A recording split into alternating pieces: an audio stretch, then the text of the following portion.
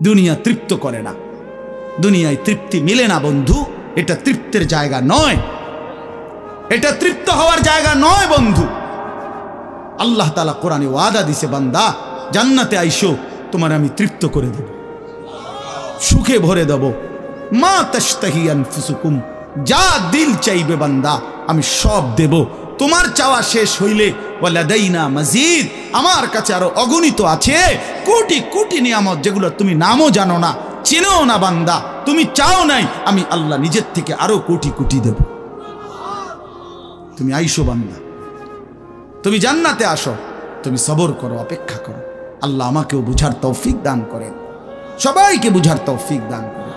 আপনাদের এই মাহফিল আমি শুরু থেকেই বললাম কষ্টের আয়োজন। কষ্ট করে ভাবেন, নিজের ফিকির করেন, নিজের ভালো নিজের কল্যাণ ভাবতে শিখেন। আমি যে আয়াতগুলো পড়ছি এবার তর্জমা শুনেন, তাইলে আমার কথা শেষ। আয়াতগুলো মূল বক্তব্য হইল আল্লাহ তাআলা বলছেন এই পৃথিবী একদিন শেষ হবে, হাসরের মাঠ কায়েম হবে, মানুষগুলোর দুইটা অবস্থা হবে, কিছু আমার প্রিয় বান্দা হবে, কিছু নাফরমান বান্দা হবে। আল্লাহ তাআলা এই কথাটা খুব গুরুত্ব দিয়া কোরআনে বুঝাইছে, বান্দা এই রং রসের এই সৌন্দর্যময় পৃথিবী তোমার কাছে যত লোভনীয়ই মনে হোক, আকর্ষণীয় মনে হোক, তবে এটা নিশ্চিত যে তুমিও থাকবা না, দুনিয়াও থাকবে না। এই কথাটা মনে রাখো বান্দা। এটা যদি মনে রাখতে পারো তো জিন্দেগি সুন্দর হবে, জীবন সুন্দর হবে। এই জন্য কোরআনুল কারীমে আল্লাহ তাআলা খুব এই কথাটা বুঝাইতে চাইছে, বান্দা এই এত সুন্দর পৃথিবী দেখে তুমি যতই বিমোহিত হও, মুগ্ধ হও, তো মনে রাখো এটা থাকবে না, আমি একদিন ভেঙে ফেলব। ইযাস সামাউন ফাতারাত, আসমান ভেঙে চুরচুর হবে। ওয়া ইদাল কাওয়াকিবুন তাসারাত, তারকারাজি খসে খসে পড়বে, পাহাড়গুলো উঠতে থাকবে তুলার মতো। ওয়া তাকুনুল জিবালু কাল ইহনিল মানফুশ ওয়া বুসাতিল জিবালু বাসসা, পাহাড়গুলো তুলার মতো উঠতে থাকবে, সাগর নদীর পানিগুলো টকবক করে উতরাইতে থাকবে। মা তার কোলের বাচ্চাকে ছুঁড়ে ফেলে দিবে, গর্ভবতী নারীর বাচ্চা নিজে নিজে বের হয়ে যাবে, সব মানুষ পাগলের মতো মাতালের মতো হয়ে যাবে। ইসরাফিল ফুঁ দিবে, জমিনের মধ্যে ভূমিকম্প শুরু হবে, বিকট শব্দে আওয়াজ হবে। আল কারিআতু মাল কারিআ। আল্লাহ তাআলা এই কথাগুলো বহুভাবে বহু আয়াতে বুঝাইতে চাইছেন, বুঝাইয়া বলছেন, বান্দা একদিন তুমিও শেষ হবা, আমার এই সৃষ্টি জগৎ শেষ হবে, হাসরের মাঠ কায়েম হবে। তো এখানেও আল্লাহ তাআলা বলছেন, কাল্লা ইদা দুক্কাতিল আরদু দাক্কান দাক্কা, সাবধান বান্দা, মনে রেখো এই জমিন একদিন চূর্ণ বিচূর্ণ হয়ে যাবে। কি হবে বলেন না? ওইখানে একটা কথা আছে, লম্বা কথা, অতুহিব্বুনাল মালা হুব্বান জাম্মা। আল্লাহ তাআলা বলেন, বান্দা দুনিয়ার মাল আর সম্পদের ভালোবাসাটাকেই তোমরা খুব গভীরভাবে দিলের মধ্যে বসায় লাইলা। তবে মনে রাখো, দুনিয়াকে তুমি যত ভালোবাসো, যত মজবুত করো, যত বিল্ডিং, যত ফাইলিং, যত মজবুতই হোক না কেন, এটাই মনে রাখো আমি আল্লাহ এই জমিন, এই সৃষ্টি একদিন ভেঙ্গে চুরে তছনছ করে ফেলবে, চূর্ণ বিচূর্ণ হয়ে যাবে। কাল্লা ইদা দুক্কাতিল আরদু দাক্কান দাক্কা। এরপরে হাসরের মাঠ কায়েম হবে। তো হাসরের মাঠের দৃশ্যটা আল্লাহ তুলে ধরছে যে হাসরের মাঠ কায়েম হবে, মানুষগুলো সব দাঁড়ানো থাকবে, আদম থেকে ইসরাফিলের ফু পর্যন্ত।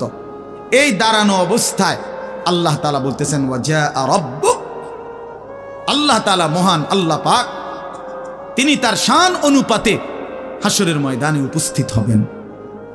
ওয়াল মালাকু সাফফান সাফফা, কোটি কোটি ফেরেশতা সারিবদ্ধভাবে লাইন ধরে দাঁড়াবে, চারদিকে কোটি কোটি ফেরেশতা, মহান আল্লাহ পাক উপস্থিত, আর মানুষগুলো সব দাঁড়ানো। এই কল্পনা করে হাসরের মাঠ। এবার কি হবে? আল্লাহ বলেন, ওয়াজিআ ইয়াউমাইদিন বিজাহান্নাম।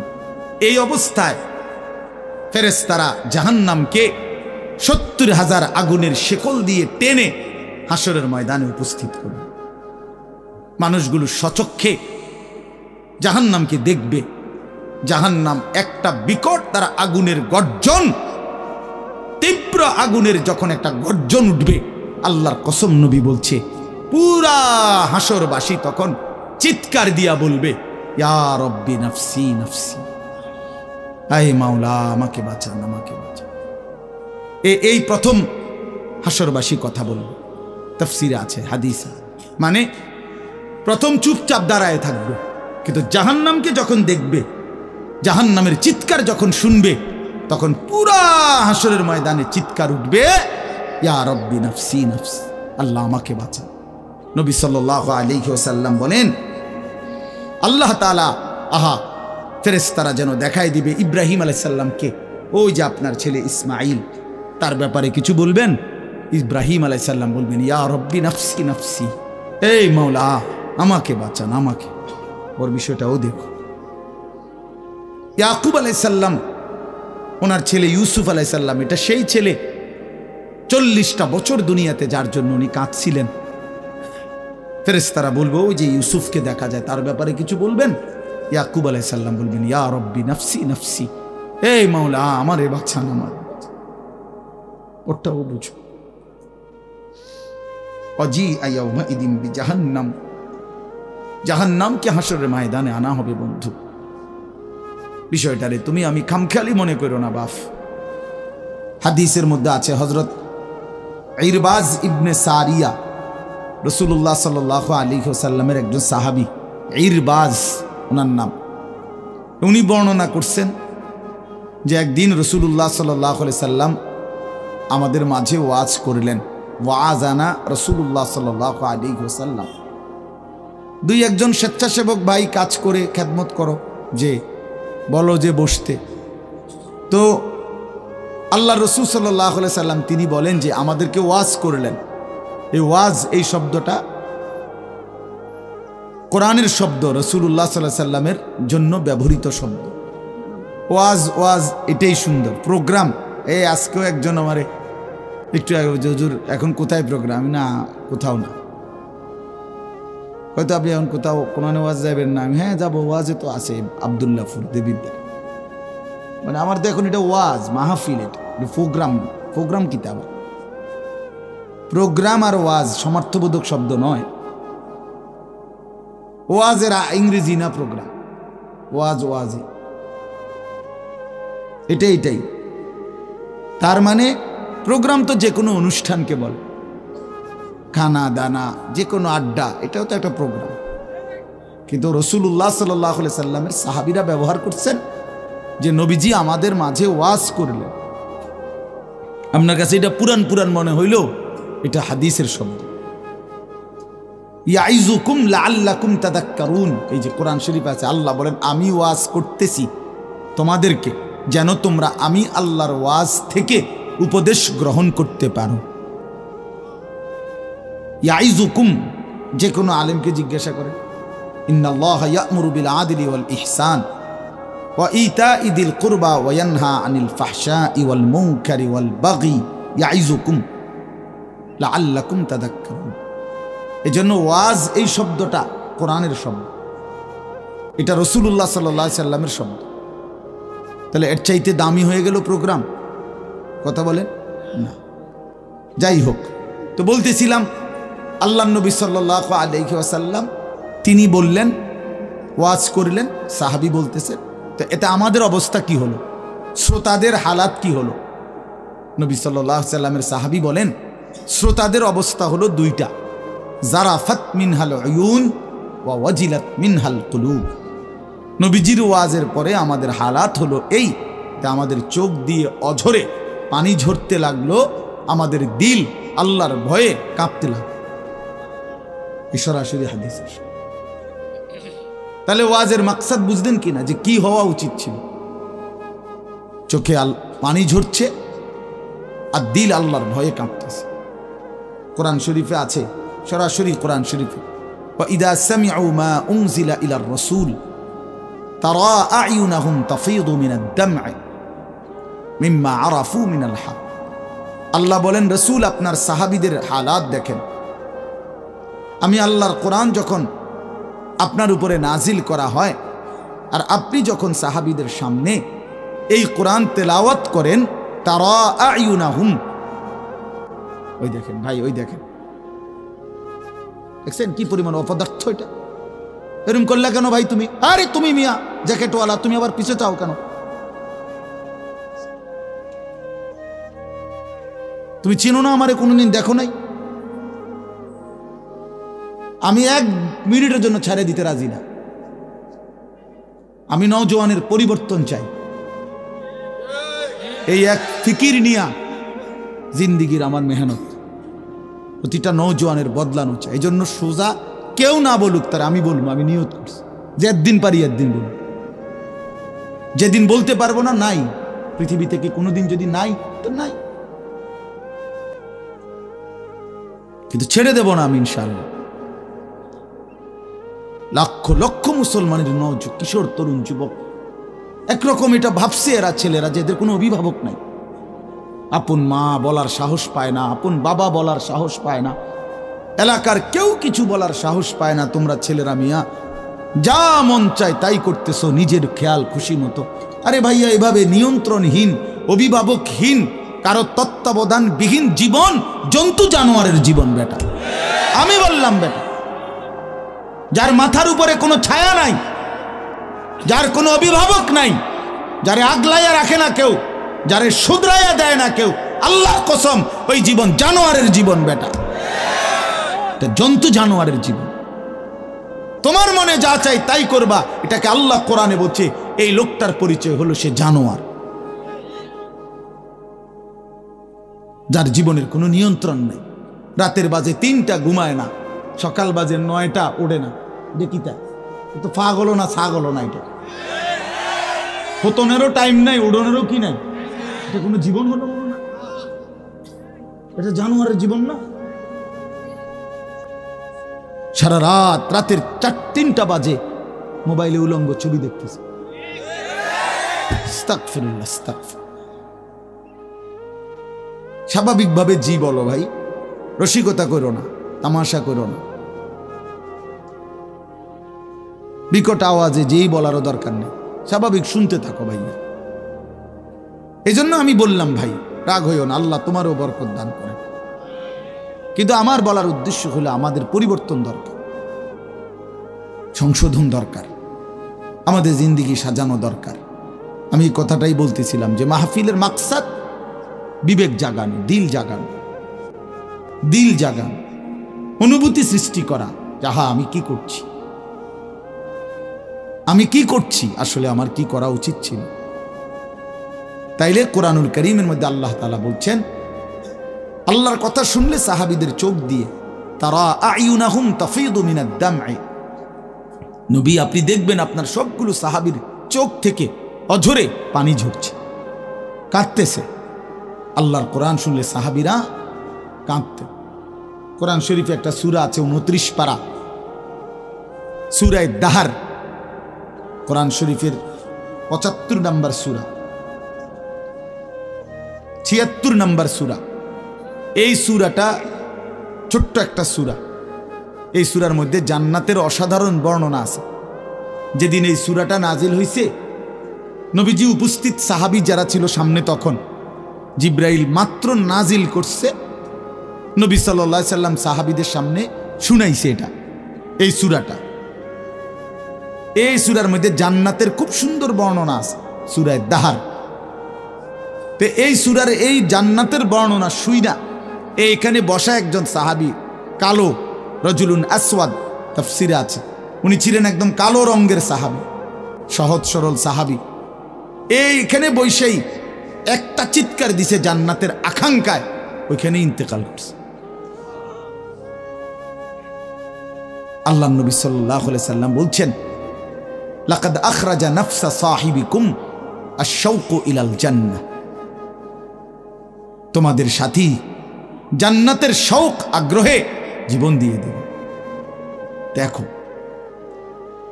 जान दिए दिलो जान, निकल जाए दम तेरे कदमों के नीचे, यही दिल की हसरत, यही दिल की आरज़ू है।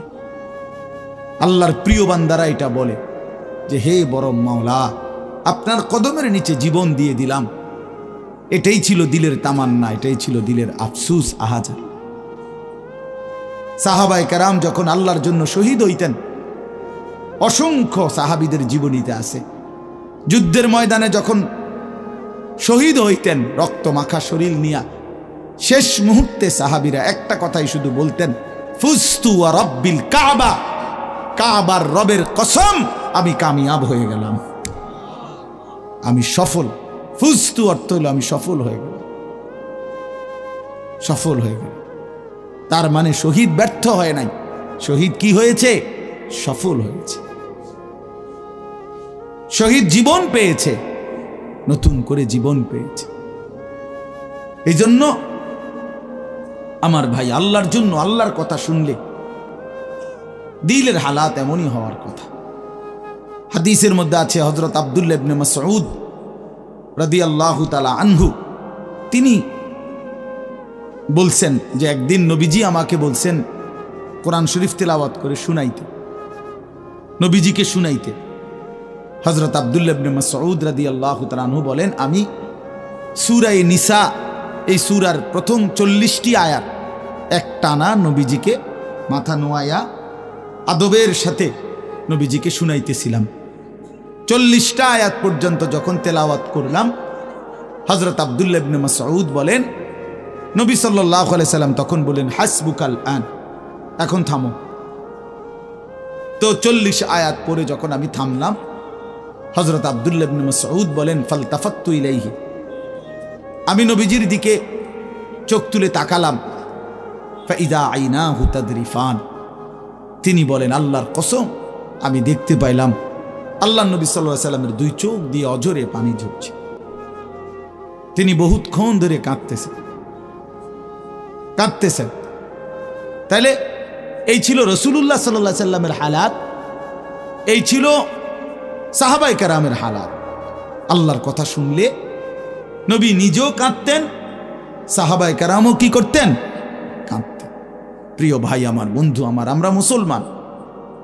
আমি এই কথাটাই শুরু করছিলাম, গাফেল বঞ্চিত হয়, খামখেয়ালি মানুষ, খামখেয়ালি। আর কেন নামাজ পড়ো? পড়ি না আর কি, পড়ি না। মসজিদে যাইতে না, ভাল লাগতেছে না, কেরুম লাগতেছে, কি জানি কেরুম জানি লাগতেছে, কেরুম লাগতে এরুম আর কেরুম, পাগল কোথাকার বেটা, কেরুম লাগতেছে এটাও কই তারস না, তুই তুই তো একটা অপদার্থ মানুষ বেটা, এটা কোনো কথা হইল? এই জন্য বললাম, মানে আসল কথা হইল গাফেল, খামখেয়ালি। কোরআন শরীফে আছে, যত লোক জাহান্নামে যাবে, আল্লাহর কসম ভাইয়া শোনো, যত লোককে আল্লাহ জাহান্নামে ফেলবে, আল্লাহ কোরআনে স্পষ্ট বলছে সবগুলোর পরিচয় হলো উলাইকা হুমুল গাফিলুন, এগুলো গাফিল।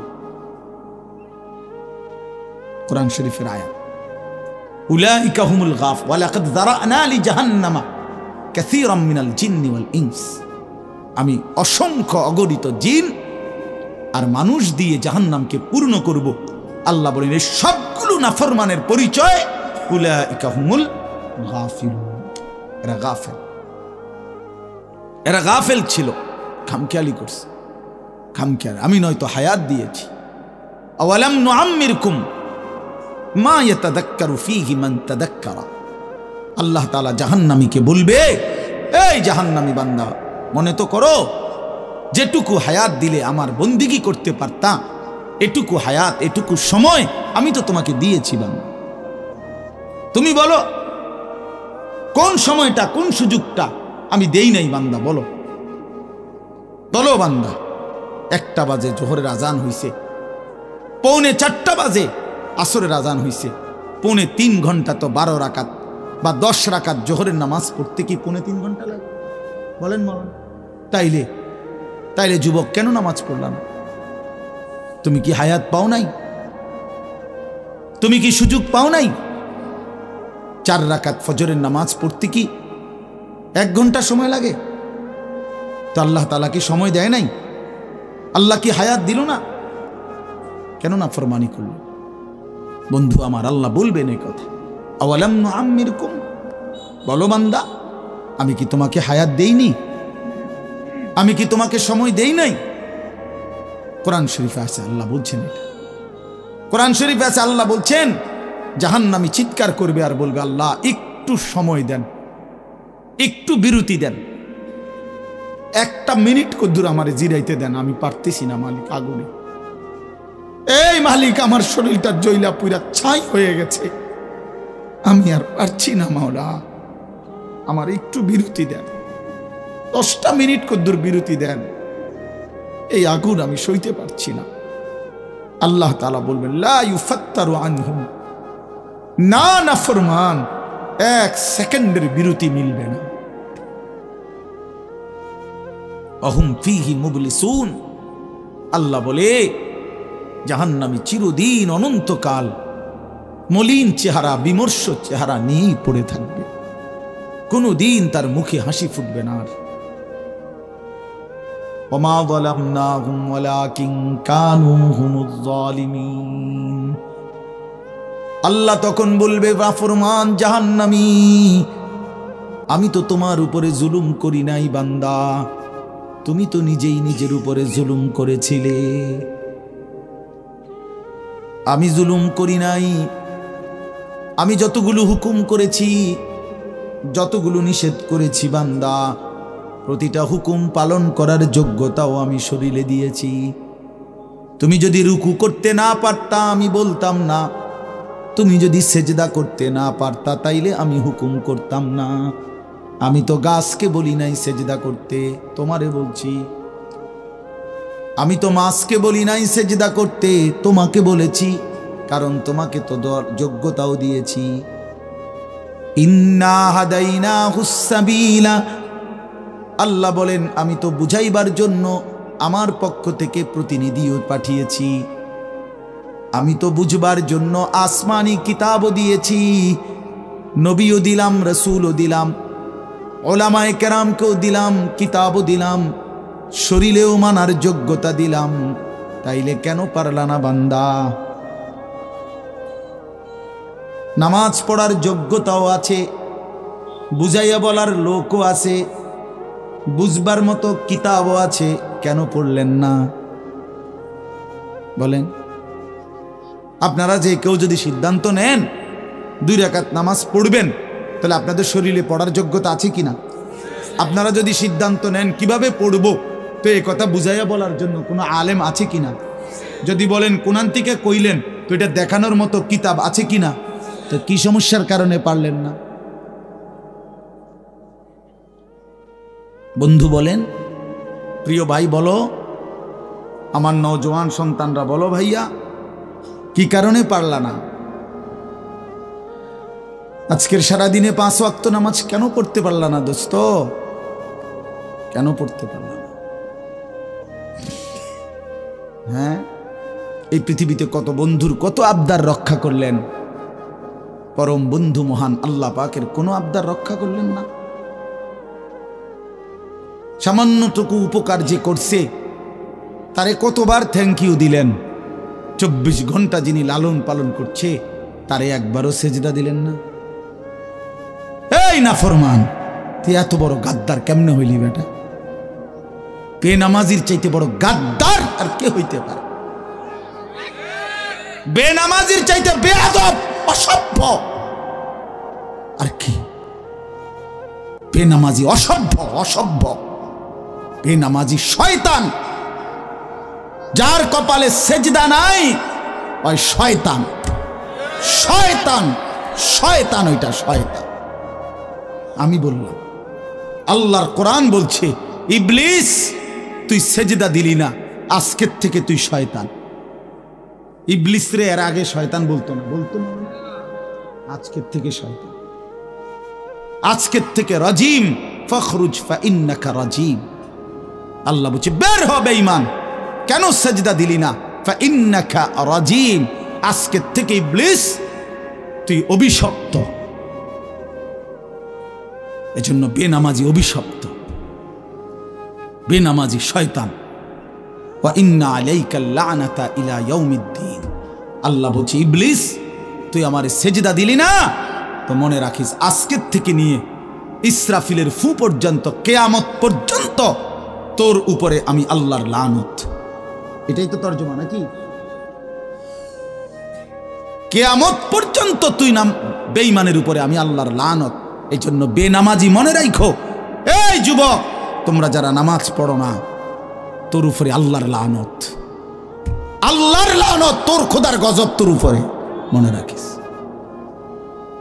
বলে না আমি ভাত খাই, ভাত ভাত জন্তু জানোয়ারও খায়। আমি তো ঘুম যাই, ঘুম কুত্তাও যায়, কুকুরও খায়, কুকুরও পেশাব পায়খানা করে, কুকুরেরও যৌন চাহিদা পূরণ হয়, এই জন্য কুকুরেরও বাচ্চা কাচ্চা হয়। এটা কোনো অবাক কিছু না। আপনি ভাত কতটি খান আর ঘুম যান আর পেশাব পায়খানা করেন আর লজ্জাস্থানের চাহিদা পূরণ করেন, এরই নাম যদি জীবন হতো, তাই জানোয়ারের সাথে তফাৎ কি বলেন না কেন? জন্তু জানোয়ারের সাথে আমাদের জিন্দেগির তফাৎ কোথায় ভাইয়া? কি ব্যস্ততায় পড়ে গেলেন এই বাবারা, বন্ধুরা আমার, কি ব্যস্ততায় মালিককে সেজদা দিতে পারলেন না? মা সালাকাকুম ফি সাকার ক্বালু লাম নাকু মিনাল মুসাল্লিন। আল্লাহর ফেরেশতা জাহান্নামীকে বলবে, হে জাহান্নামী বেঈমান, কে তোকে জাহান্নামে কেন নিয়ে আসলো? কেন আসলি জাহান্নামে? বন্ধু আমার শোনো বন্ধু, আল্লাহর কোরআনে আল্লাহ বলেন জাহান্নামী বলবে ক্বালু লাম নাকু মিনাল মুসাল্লিন, ফেরেশতা ভাইয়া কারণ আমি নামাজি ছিলাম না, এজন্য জাহান্নামী হলাম। ওয়াইলুন ইয়াওমাইদিল লিল মুকাদ্দিবিন ওয়া ইযা ক্বিলা লাহুমুর কাউ লা ইয়ারকাউন। বলে সমস্ত মিথ্যাবাদী নাফরমান পাপী, সেদিন মনে রেখো হাসরের ময়দানে তোমাদের জন্য জাহান্নাম।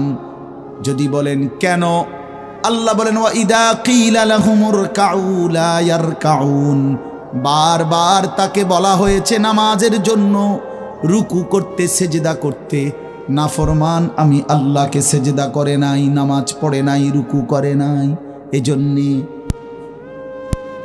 এই সরাসরি কোরআনের আয়াতে আল্লাহ বলেন কাল্লা ইদা বালাগাতিত তারাকি ওয়া কিলা মান রাক ওয়া যান্না আন্নাহুল ফিরাক ওয়ালতাফাতিস সাকু বিস-সাক ইলা রাব্বিকা ইয়াওমাইদিনিল মাসাক ফালা সাদ্দাকা ওয়ালা সাল্লা।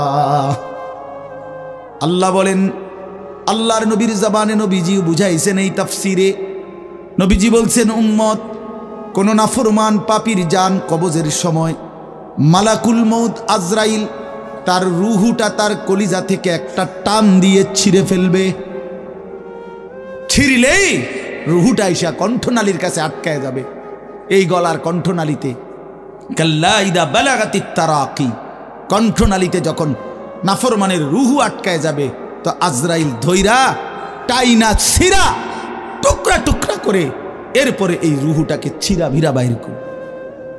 তো কোরআনে আল্লাহ বলছে কেন এমন এমন নির্মম মৃত্যু হলো, কেন তার কলজা ছিঁড়া ফেললো, আজরাইল তার রুহুটা ছিন্ন ভিন্ন করে দিল, এমন করলো কেন? আল্লাহ বলেন কারণ দুইটা, ফালা সাদ্দাকা ওয়ালা সাল্লা, এই নাফরমান আমি আল্লাহরে বিশ্বাস করে নাই এবং নামাজ আদায় করে। কি আদায় করে নাই? ভাত খাও, ভাতে তো দুগা খাও নাকি তা? হ্যাঁ, মোবাইল টিপো আর মানুষের বেডি দেখো, দেখো ভাইয়া দেখো। কুলু ওয়া তামাত্তাউ কালিলান ইন্নাকুম মুজরিমুন। আল্লাহ বলে নাফরমান অল্প সময়ের দুনিয়া খাও, ভোগ করো, শুধু মনে রেখো তুমি নাফরমান। এখন ভাত খাও, পরে ফিডা হইব। কবরের প্রথম ঘন্টায় আমি বুঝাই দেব আমি মালিক কেমন। কাল্লা সাউফা তা'লামুন আলহাকুমুত তাকাসুর হাত্তা যুরতুমুল মাকাবির কাল্লা সাউফা তা'লামুন। আল্লাহ বলে দুনিয়ায় ডুবে থাকতে থাকতে আমি আল্লাহকে আখিরাতকে ভুলতে ভুলতে দুনিয়া বাড়ানোর নেশা প্রতিযোগিতা বেঈমান তোরে গাফেল বানায় দিল। এরই মধ্যে একদিন তুই কবরে পৌঁছে গেলা, এই কবরে আসলেই তুমি বুঝতে পারবা আমার নাফরমানির শাস্তি কি। আল্লাহ রাসূল সাল্লাল্লাহু আলাইহি ওয়াসাল্লাম বলছেন কবর নাফরমানকে একটা চাপ দিবে, একটি চাপে ডান পাশের মাটি বাম দিকে, বাম দিকের মাটি ডান পাশে, এভাবে আইসা আটকায় যাবে। হাত্তা তাখতালিফা আদলাউহু। নবীজি বলেন ডান পাশের হাড্ডি পাঁজর ভাঙ্গা বাম পাশের গুলো ডান পাশে, এইভাবে আঙ্গুল যেভাবে ঢোকে এইভাবে হাড্ডি একটার ভিতরে ঢুকে যাবে। কি মনে করছো দোস্ত, আমার বন্ধু আমার, এটা নিশ্চিত আল্লাহর কথা মিথ্যা হয় না। ১৫০০ বছরে এ কোরআনের প্রতি অক্ষর নিয়া আপনজন দুশ্মন, ইমানদার নাফরমান বেঈমান, হিন্দু বৌদ্ধ ইহুদি খ্রিস্টান নাস্তিক মুরতাদ বুদ্ধিজীবী গবেষক পণ্ডিত দার্শনিক বিজ্ঞানী সবাই কাফের বেঈমানরাও যুগে যুগে এই কোরআনের প্রতিটা অক্ষর নিয়ে পরীক্ষা করছে, পর্যালোচনা করছে, বিশ্লেষণ করছে, কিন্তু একটি নোক্তা অক্ষর ভুল, মিথ্যা, অসত্য, অযৌক্তিক, অবাস্তব, অপ্রাসঙ্গিক আজকের এই মিনিটে প্রমাণ করতে পারে না। যদি সন্দিহান হইতো তত প্রমাণ হয়ে যাইতো যে এই সমস্ত তথ্য উপাত্তের আলোকে প্রমাণিত হলো কোরআনের এই আয়াতটি ভুল। সেটা কোনটা? এমন হইছে? কথা বলে না কেন? বলো জেনারেল শিক্ষিত ছেলেরা, তোমরা বলো ভাইয়া, পদার্থবিজ্ঞান জীববিজ্ঞানের কোন তথ্যের আলোকে কোরআনের কোন তথ্য ভুল? রসায়ন বিজ্ঞান উদ্ভিদ বিজ্ঞান সহ যাবতীয় বিজ্ঞানের কোন সূত্র মতে কোরআনের কোন শব্দ ভুল হয়েছে, কোন তথ্য ভুল হয়েছে? হয়েছে বাবা। তো তাইলে কবর ভুল হবে কেন? আখেরাত ভুল হবে কেন? জান্নাত ভুল হবে কেন? হাসরের মাঠ ভুল হবে কেন? ইসরাফিলের ফু মিথ্যা হবে কেন? এই পৃথিবী যে ধ্বংস হবে এই কথা মিথ্যা হবে কেন? মিথ্যা হবে কেন? যদি মিথ্যা হতোই তো আল্লাহ তাআলার দুনিয়াবি কথাগুলো তো ভুল হইতো, সেগুলো তো ভুল হয়নি। নবী সাল্লাল্লাহু আলাইহি সাল্লামের 1450 বছরে আমাদের নবী সাল্লাল্লাহু আলাইহি সাল্লামকে নিয়ে শুধু মুসলমানরাই গবেষণা করে নাকি? কাফের বেঈমান আমাদের চাইতে বেশি করে, আমাদের চাইতে বেশি গবেষণা করে নবীজিকে নিয়ে, কিন্তু আপনজন দুশ্মন সবার গবেষণায় মুহাম্মদ আরবি সাল্লাল্লাহু আলাইহি সাল্লাম তিনিই সর্বশ্রেষ্ঠ। বন্ধু পরীক্ষা করলেও তিনি শ্রেষ্ঠ, দুশ্মন পরীক্ষা করলেও তিনি শ্রেষ্ঠ। বাহ! হ্যাঁ, তিনি সবার পরীক্ষায়। রাসূলুল্লাহ সাল্লাল্লাহু আলাইহি সাল্লামের প্রতিটা আচরণ, উচ্চারণ, চলাফেরা, কথাবার্তা, কাপড়, লেবাস, পোশাক, হাঁটা চলা, খানা, খাদ্য, পেশাব, পায়খানা, আহার, নিদ্রা, 24 ঘন্টার প্রতিটা নড়াচড়া পৃথিবীর সর্বোচ্চ শ্রেষ্ঠ মডেল, সবচেয়ে সুন্দর, সবচেয়ে সুন্দর। তিনি হাসলেও সুন্দর, তিনি কাঁদলেও সুন্দর, তিনি হাঁটলেও সুন্দর, তিনি বসলেও সুন্দর। এজন্য প্রিয় ভাই আমার, বন্ধু আমার, বেনামাজি হইও না বাপ। মাঝ বয়সী যারা, আপনাদেরকেও বলি, একটা চা দোকান নামাজ পড়তে দেয় না, একটা সিএনজি নামাজ পড়তে দেয় না, একটা অটো রিক্সা নামাজ পড়তে দেয় না, একটা বুটমুড়ির দোকান নামাজ পড়তে দেয় না, সামান্য কুদ্দুর ক্ষেতের ফসল নামাজ পড়তে দেয় না, 12,000, 14,000, 20,000 টাকার একটা চাকরি, এটা আপনাকে এক ওয়াক্ত নামাজ পড়তে দেয় না। হায় হায় বদনসিব! কয় টাকার বিনিময়ে আল্লাহকে ভুলে গেলেন? 20,000 টাকার বিনিময়ে। একটা দোকানে কয় হাজার টাকা বেতন হলো, এই 30,000, 40,000 টাকার বেচা কিনার বিনিময়ে আল্লাহকে ছেড়ে দিলেন। যুবক ভাই, তোমরা এই 12, 14, 20,000 টাকার একটা মোবাইলের কাছে আল্লাহকে ছেড়ে দিলা। মাত্র 20,000 টাকায় তুমি ইমানদার বিক্রি হয়ে গেলা। ছি ছি ছি! মোমেন তো এত কম দামে বেচা হয় না, এত অল্প দামে তো বেচা হইবার কথা না ভাই। মাত্র একটা 15-20,000 টাকা দামের মোবাইলের কাছে তো বিক্রি হয়ে গেল।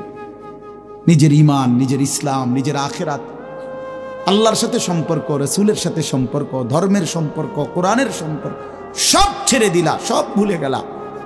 তুমি চেনো না আল্লাহ কি, রাসূল কি, আখেরাত কি।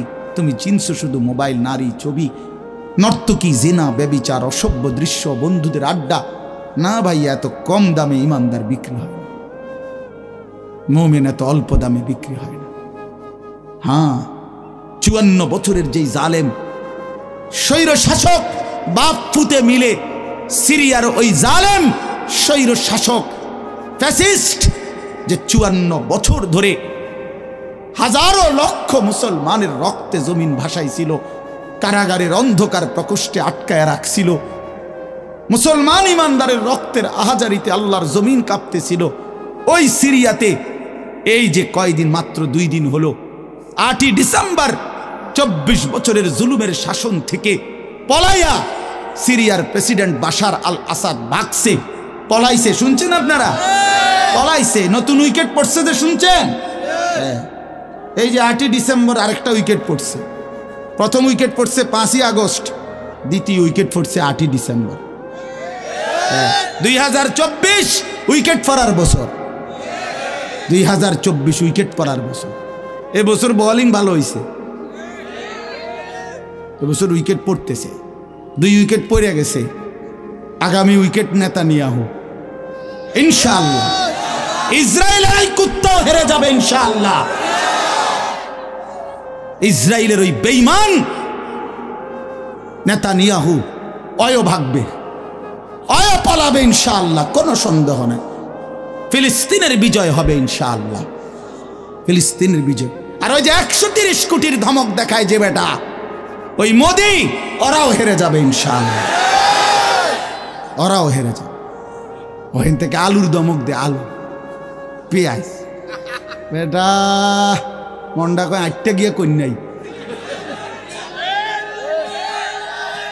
কথা কস বেটা, পেঁয়াজের ধমক দেশ বেটা। হ্যাঁ, পেঁয়াজ, আমগো পেঁয়াজ বন্ধ করে দিবে, আমরা আলু বন্ধ করে দিবে। হেঁটে ইন্ডিয়া থেকে আমগো আলু বন্ধ, পেঁয়াজ বন্ধ। পেঁয়াজ তার আব্বার। হ্যাঁ, পেঁয়াজ কি মোদির আব্বার? বলো যুবক, তার বাপের পেঁয়াজ বেটা। তো তাইলে তুই বন্ধ করবি কি বেটা? তোদের পেঁয়াজ বন্ধ করবি কেন? তোদেরকে পেঁয়াজ, রসুন, আদা, চাল, ডাল, ভাত, মাছ খাওয়াই যিনি, 24 ঘন্টা তোদেরকে বাঁচায় রাখছে যিনি, তিনি তো আমার আল্লাহ বেটা, আমার আল্লাহ, আমার আল্লাহ। ওই বেঈমান, তোর কি বেঈমান? তুই তো মূর্তি ছাড়া তোর কিচ্ছু নাই বেটা।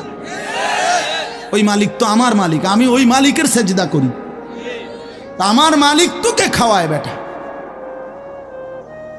আল্লাহ রিজিক দেয় ওদেরকে। ওরা আম করে ধমক দেয়, ওরা আমাদেরকে ধমক দেয়। যত ধমকই দাও, মনে রাখো যুবক, তোমাদের কাছেও বলি, এই ইসলাম আমাদের কাছে আমানত। আমরা সাফ কথা, 110 কোটি 130 কোটি বেঈমান আমরা ভয় পাই না।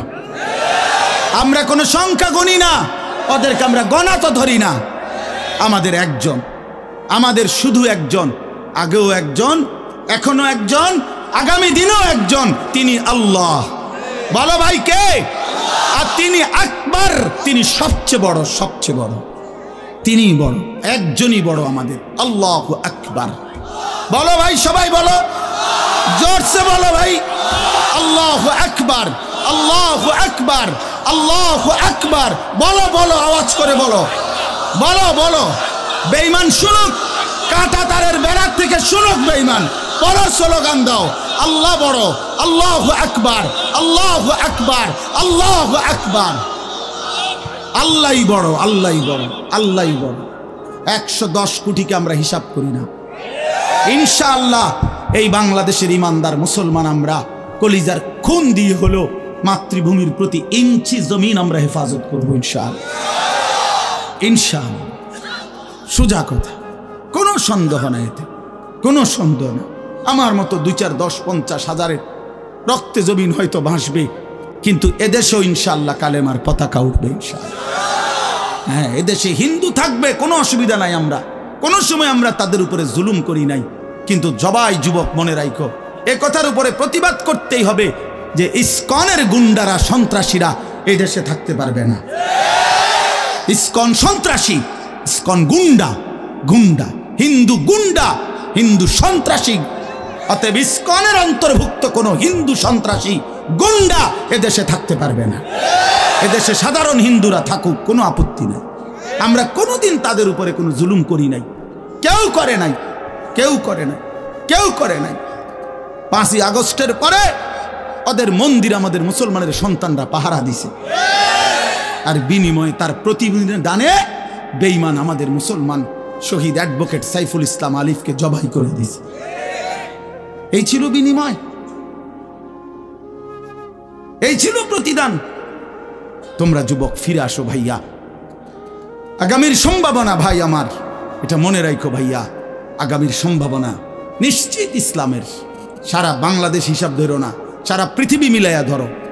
বাংলাদেশ সারা পৃথিবী সহ ভাবো, সারা পৃথিবীতে ইনশাআল্লাহ মজলুমের বিজয়, সারা পৃথিবীতে ইমানদারের বিজয় হচ্ছে এবং হবে ইনশাআল্লাহ, হবে। আগামীর সময়টা মাহাদি এবং দাজ্জালের লড়াই হবে ইনশাআল্লাহ। ঈমান এবং কুফরের জিহাদ হবে ইনশাআল্লাহ। সেই জিহাদে, সেই যুদ্ধে ইসলামের জন্য জান বাজি রাখতে নওজোয়ান রেডি থাকতে হবে ইনশাআল্লাহ।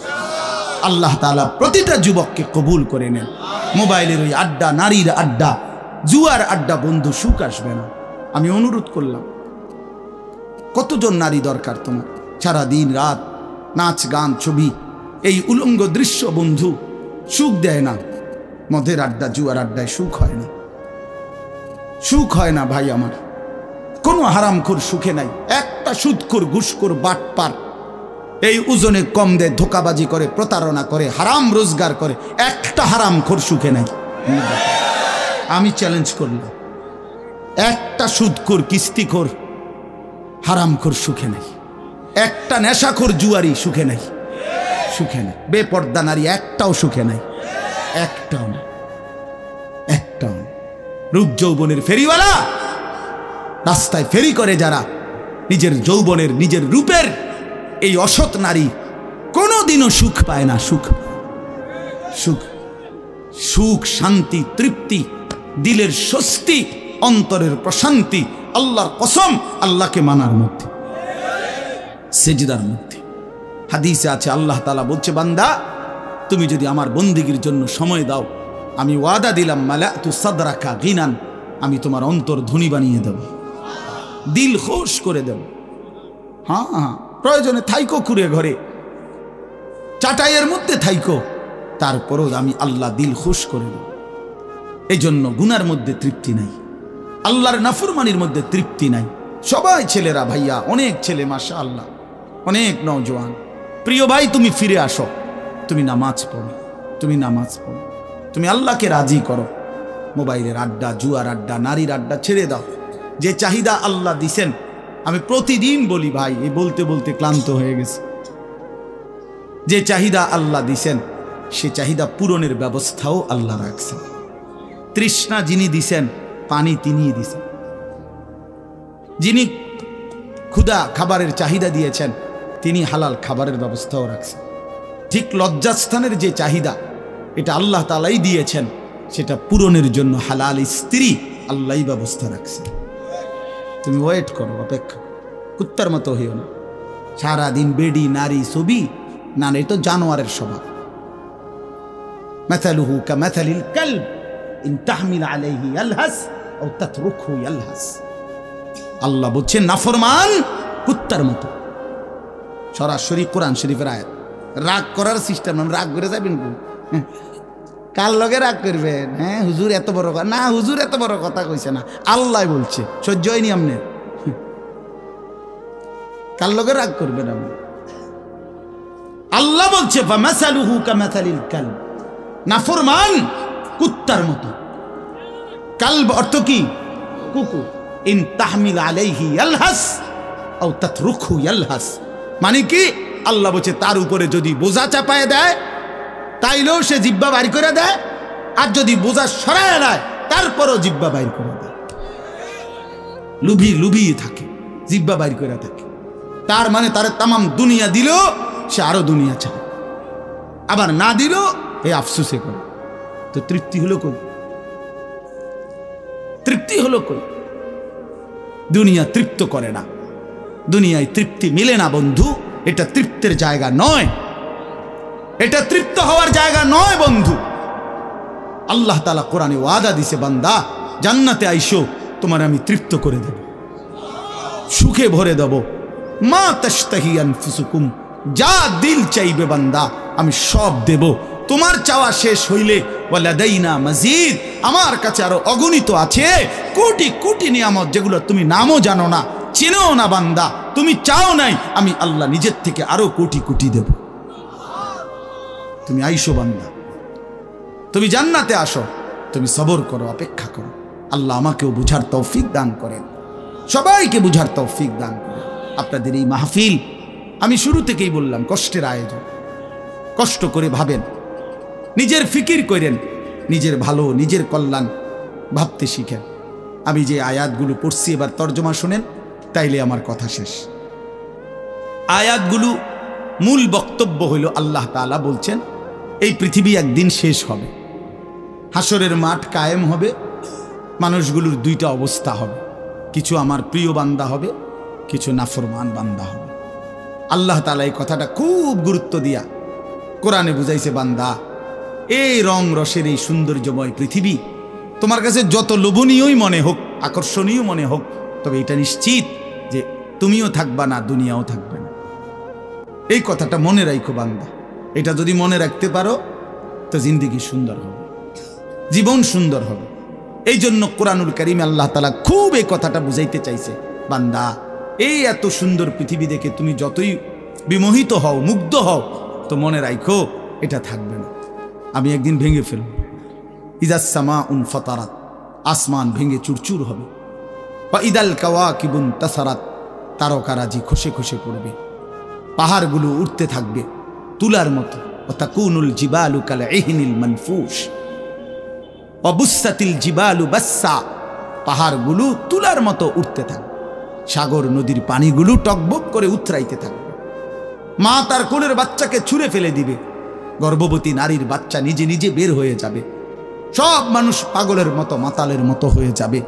ইসরাফিল ফু দিবে, জমিনের মধ্যে ভূমিকম্প শুরু হবে, বিকট শব্দে আওয়াজ হবে। আল কারিআতু মাল কারিআ। আল্লাহ তাআলা এই কথাগুলো বহুভাবে বহু আয়াতে বুঝাইতে চাইছেন, বুঝাইয়া বলছেন, বান্দা একদিন তুমিও শেষ হবা, আমার এই সৃষ্টি জগৎ শেষ হবে, হাসরের মাঠ কায়েম হবে। তো এখানেও আল্লাহ তাআলা বলছেন, কাল্লা ইদা দুক্কাতিল আরদু দাক্কান দাক্কা, সাবধান বান্দা, মনে রেখো এই জমিন একদিন চূর্ণ বিচূর্ণ হয়ে যাবে। কি হবে বলেন না? ওইখানে একটা কথা আছে, লম্বা কথা, অতুহিব্বুনাল মালা হুব্বান জাম্মা। আল্লাহ তাআলা বলেন, বান্দা দুনিয়ার মাল আর সম্পদের ভালোবাসাটাকেই তোমরা খুব গভীরভাবে দিলের মধ্যে বসায় লাইলা। তবে মনে রাখো, দুনিয়াকে তুমি যত ভালোবাসো, যত মজবুত করো, যত বিল্ডিং, যত ফাইলিং, যত মজবুতই হোক না কেন, এটাই মনে রাখো আমি আল্লাহ এই জমিন, এই সৃষ্টি একদিন ভেঙ্গে চুরে তছনছ করে ফেলব, চূর্ণ বিচূর্ণ হয়ে যাবে। কাল্লা ইদা দুক্কাতিল আরদু দাক্কান দাক্কা। এরপরে হাসরের মাঠ কায়েম হবে। তো হাসরের মাঠের দৃশ্যটা আল্লাহ তুলে ধরছে যে হাসরের মাঠ কায়েম হবে, মানুষগুলো সব দাঁড়ানো থাকবে, আদম থেকে ইসরাফিলের ফু পর্যন্ত। এই দাঁড়ানো অবস্থায় আল্লাহ তাআলা বলতেছেন, ওয়াজা রাব্বুক, আল্লাহ তাআলা মহান আল্লাহ পাক, তিনি তার শান অনুপাতে হাসরের ময়দানে উপস্থিত হবেন। ওয়াল মালাকু সাফফান সাফফা, কোটি কোটি ফেরেশতা সারিবদ্ধভাবে লাইন ধরে দাঁড়াবে, চারদিকে কোটি কোটি ফেরেশতা, মহান আল্লাহ পাক উপস্থিত, আর মানুষগুলো সব দাঁড়ানো। এই কল্পনা করে হাসরের মাঠ। এবার কি হবে? আল্লাহ বলেন, ওয়াজিআ ইয়াউমাইদিন বিজাহান্নাম। এই অবস্থায় ফেরেশতারা জাহান্নামকে ৭০,০০০ আগুনের শেকল দিয়ে টেনে হাসরের ময়দানে উপস্থিত করবে। মানুষগুলো সচক্ষে জাহান্নামকে দেখবে। জাহান্নাম একটা বিকট তার আগুনের গর্জন, তীব্র আগুনের যখন একটা গর্জন উঠবে, আল্লাহর কসম নবী বলছে, পুরা হাসরবাসী তখন চিৎকার দিয়া বলবে, ইয়া রব্বি নাফসি নাফসি, আয় মাওলা আমাকে বাঁচান, আমাকে বাঁচান। এই প্রথম হাসরবাসী কথা বলবে। তাফসিরে আছে, হাদিসে, মানে প্রথম চুপচাপ দাঁড়ায় থাকবে, কিন্তু জাহান্নামকে যখন দেখবে, জাহান্নামের চিৎকার যখন শুনবে, তখন পুরা হাসরের ময়দানে চিৎকার উঠবে, ইয়া রব্বি নাফসি নাফসি, আল্লাহ আমাকে বাঁচান। নবী সাল্লাল্লাহু আলাইহি ওয়াসাল্লাম বলেন, আল্লাহ তাআলা ফেরেশতারা যেন দেখাই দিবে ইব্রাহিম আলাইহিস সালামকে, ওই যে আপনার ছেলে ইসমাঈল, তার ব্যাপারে কিছু বলবেন। ইব্রাহিম আলাইহিস সালাম বলবেন, ইয়া রব্বি নাফসি নাফসি, এই মাওলা আমাকে বাঁচান, আমাকে। ওর বিষয়টাও দেখো। ইয়াকুব আলাইহিস সালাম, ওনার ছেলে ইউসুফ আলাইহিস সালাম, এটা সেই ছেলে 40টা বছর দুনিয়াতে যার জন্য উনি কাঁদছিলেন। ফেরেশতারা বলবো ওই যে ইউসুফকে দেখা যায় তার ব্যাপারে কিছু বলবেন? ইয়াকুব আলাইহিস সালাম বলবেন ইয়া রব্বি নাফসি নাফসি, এই মাওলা আমার এ বাচ্চা না, আমার ওটাও বুঝো। অজি আইয়াউমা ইদিন বিজাহান্নাম, জাহান্নামকে হাসরের ময়দানে আনা হবে বন্ধু। বিষয়টারে তুমি আমি খামখেয়ালি মনে করো না বাপ, এতগুলো কোরআনের আয়াত মিথ্যা হইতে পারে না। ১৬ লক্ষ নবী রাসূল, আদম থেকে নবী সাল্লাল্লাহু আলাইহি সাল্লাম সমস্ত আম্বিয়া কেরাম চিল্লায়া উম্মতের দুয়ারে দুয়ারে গিয়ে আখিরাতের কথা বলছে, কবরের হাসরে। এগুলো ভুল হবে কেন, মিথ্যা হবে কেন ভাইয়া? প্রতিদিন যে মানুষগুলো কবরে যায়, তুমি কি দেখো না ভাই এই মানুষের মৃত্যু, লাশ, কবর তোমারে কিছুই মনে করায় না? জলজ্জান্ত যে মানুষটা তোমার আমার চোখের সামনে হাঁটতো, চলতো, ফিরতো, খাইতো, ঘুমাইতো, দোকান করতো, বাজার করতো, কত কথা বলতো, আজ এত মানুষ জানা যায় উপস্থিত, কতজন কত কথা বলতেছে, কিন্তু খাটিয়ার ওই লাশ সে তো আর কথা বলে না,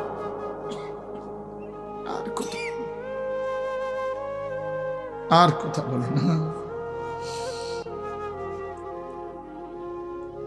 আমি তো আমার বাবার লাশ দেখছি, আমার বাপ সারা জীবন দেখতাম, আব্বারে দেখছি আমি বুঝাওয়ার পরে সারাক্ষণ বলতো আমার সময় নাই, সময় নাই। আমার মসজিদ, আমার স্কুল, যে বাবারে দেখতাম ফজরের পর থেকে রাত 11 দৌড়াইতেন, শুধু ব্যস্ত ছিল, সেই বাপ একদিন স্তব্ধ হয়ে গেছে। মৃত্যু বাবাকে একদিন থামায় দিছে বন্ধু। আমার মামির জানাজা পড়ছি আমি 2-3 দিন আগে, আমার জ্যাঠার জানাজা পড়ছি আমি কয়দিন আগে। আমার চোখে দেখা সেই জ্যাঠা, আমার মামা, আমার মামি, ওরা আজকে কোথায় চলে গেল? তুমি কি কোনো লাশ দেখো নাই? কেমনে এত লম্বা সময় নামাজ না পড়া থাকে ভাইয়া? 365 দিনে খোদার একটা বছরে।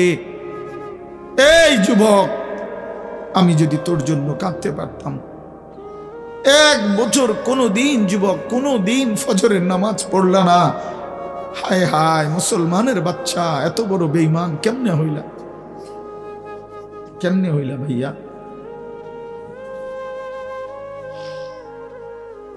এ কেমন জিন্দিগি ভাই?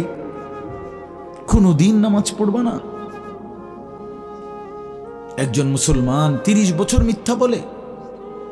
হোসেন ভাই, একজন মুসলমান 30 বছর সুদ খায়? ওফো, এটা কেমন ভাইয়া?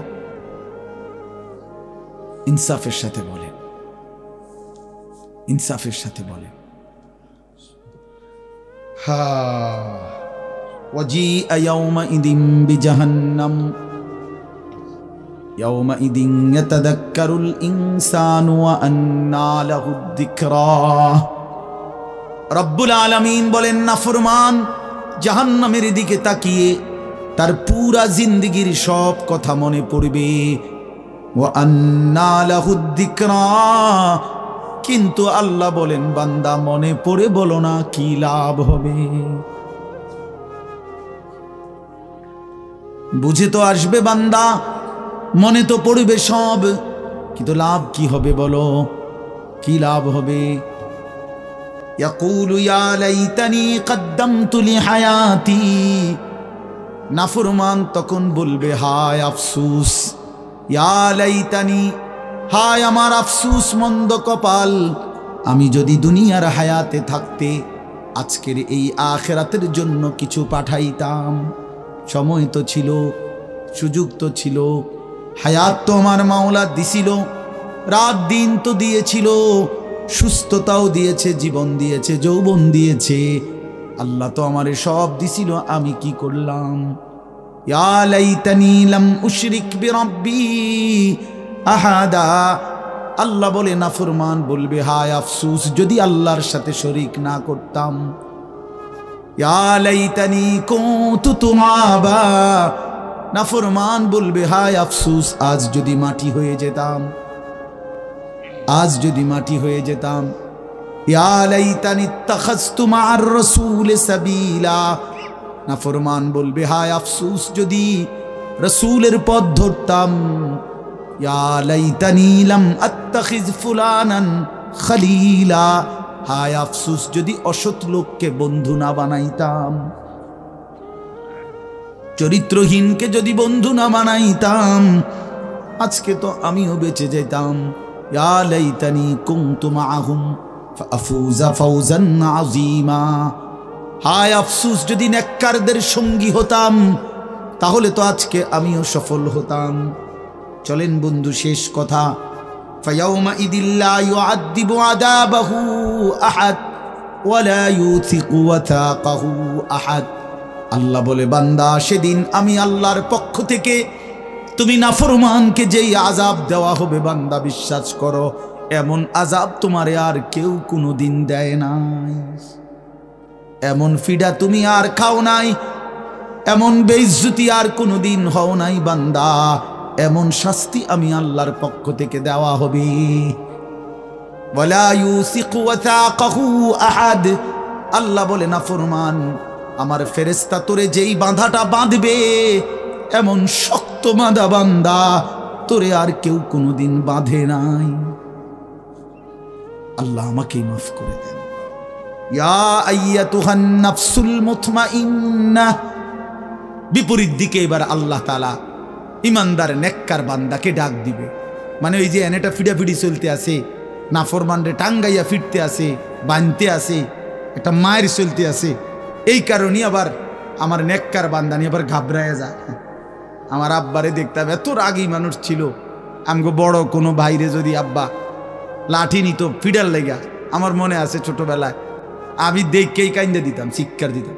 আব্বা কইতো, না না তোর তো আব্বা কিছু কই না আব্বা। তা আল্লাহ তাআলা বলেন আমার ইমানদার বান্দা নিয়ে আবার ঘাবড়ায়া যায়। তা আল্লাহ নিজেই ডাক দিবেন, ইয়া আইয়াতুহান নাফসুল মুতমাইন্না।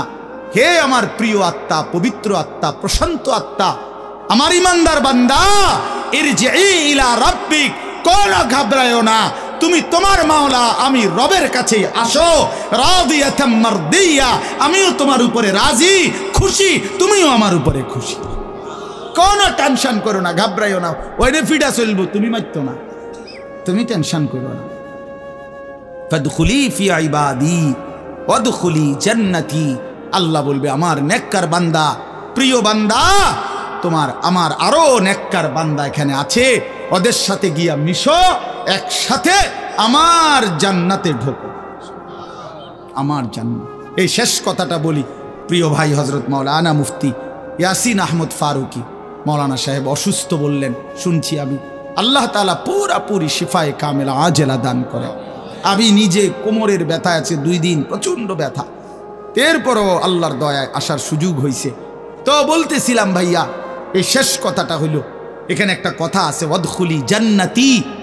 এই জান্নাতি, আল্লাহ বলবে বান্দা আমার জান্নাতে ঢোকো। তো তাফসীরের মধ্যে লিখছে, ইমানদার বান্দা, নেককার বান্দা, তার সারা জিন্দিগির কষ্ট মেহনতের বিনিময়ে, আমলের বিনিময়ে হাসরের ময়দানে আল্লাহ যখন বলবে আমার জান্নাতে ঢোকো, আল্লাহর কসম ইমানদার বান্দা খুশিতে আনন্দে আত্মহারা হয়ে যাবে যে মালিক আমারে মালিকের জান্নাতে ঢুকতে দিছে। কালকে আমি এক জায়গায় মাহফিলে যাইতেছিলাম, তা আমার একজন ঘনিষ্ঠ বন্ধু কোম্পানিগঞ্জ বাজারের ব্যবসায়ী নুরুল আলম ভাই, ওরে আমি ফোন দিলাম, দোস্ত আপনি কই? কয় আমি তো যাওয়ার জন্য রেডি হয়েছি। আমি বলছি, না না, আপনি আমার গাড়িতে যাবেন, আপনি আমার গাড়িতে যাবেন। তো এই কথা বলাতে সে খুশিতে আনন্দে, আর বলেন কি হুজুর আমার আপনার গাড়িতে নেবেন? আমি হ্যাঁ আমার গাড়িতে আপনি যাই। এ কথা বলাতেই খুশি হয়ে গেছে সে।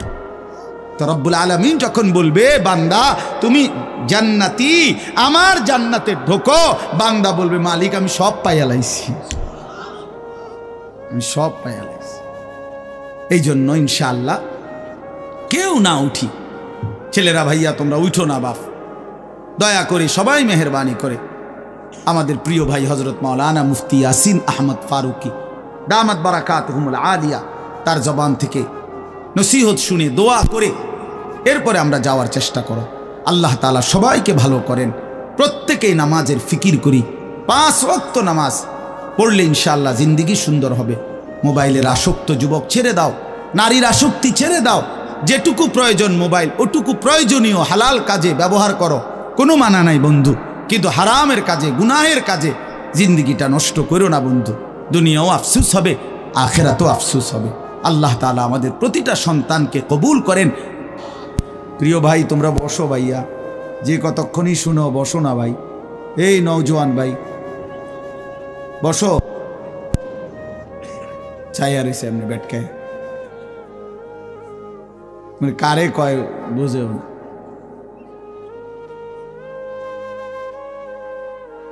বসেন সবাই।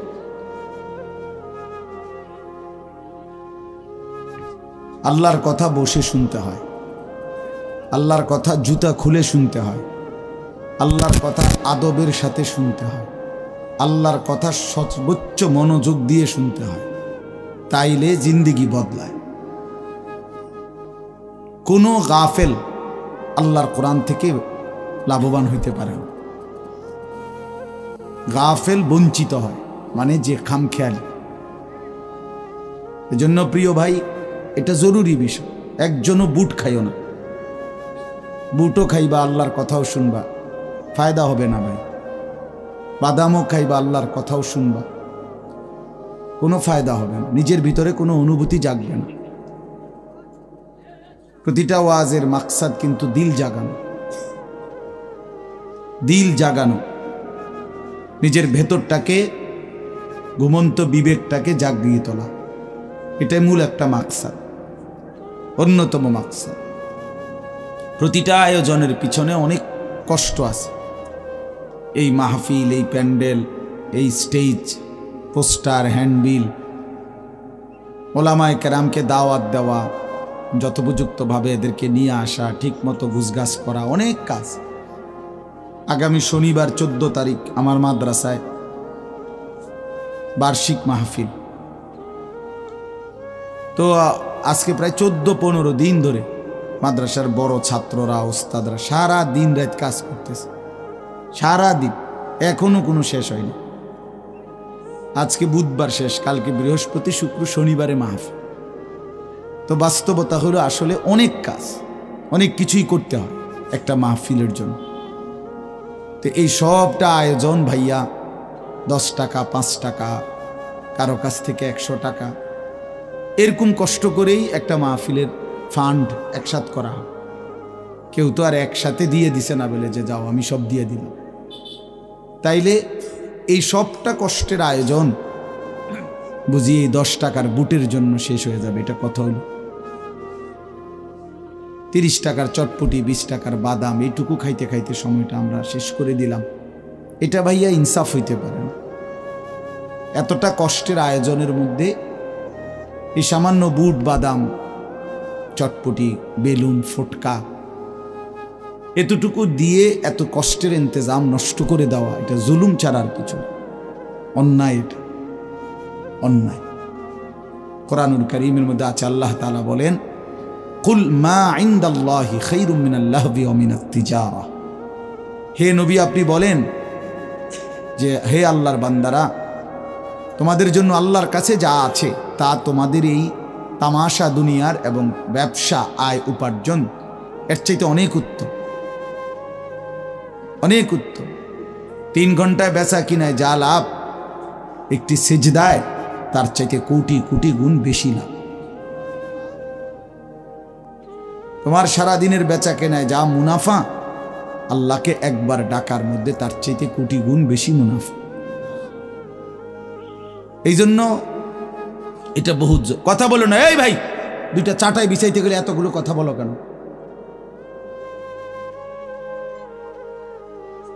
একদম কথা বলবো না মিয়া। ভাই, তোমরা যদি বসতে রাজি না হও তো বাইরে চলে যাও। হ্যাঁ, যাও, বাইরে যাও। 2-4 জন গাফেল না শুনলে কি হইছে?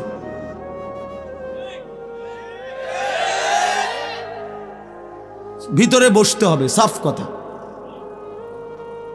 যার দরকার বসবে না সে বাহিরে ঘুরুক, অসুবিধা। বাহিরে বুট আছে, বাদাম আছে, চটপটি আছে, বন আছে, চা আছে, ভিজাই খাইব চা দিয়ে।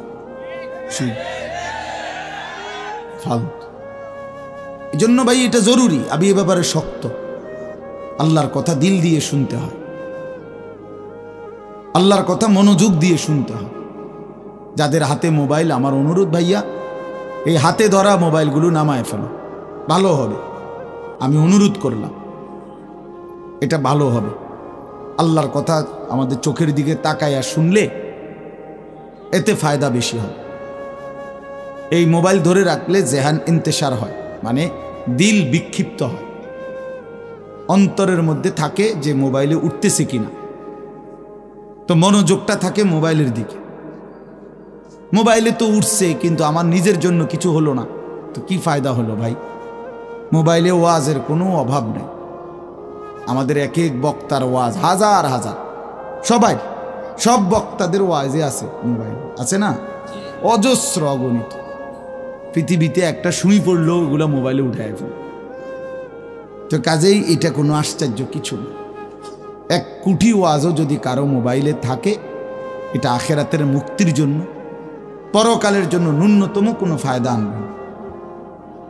দেখার বিষয় হলো নিজের মধ্যে কি আমি কিছু নিলাম কিনা। আমি এই জন্য বললাম যে মাকসাদ নিজের ভিতরে বিবেক জাগানো, দিল জাগানো। এটাই যদি না হয় তো মানুষ জমছে ঠিক আছে, বক্তাও আসছে, মাহফিলও হইছে, কিন্তু সবাই সবার মতো যার যার মতোই আসছে আর গেছে, তাইলে কোনো লাভ হলো না। যা আয়োজনই হলো কতগুলো টাকাই খরচ হলো।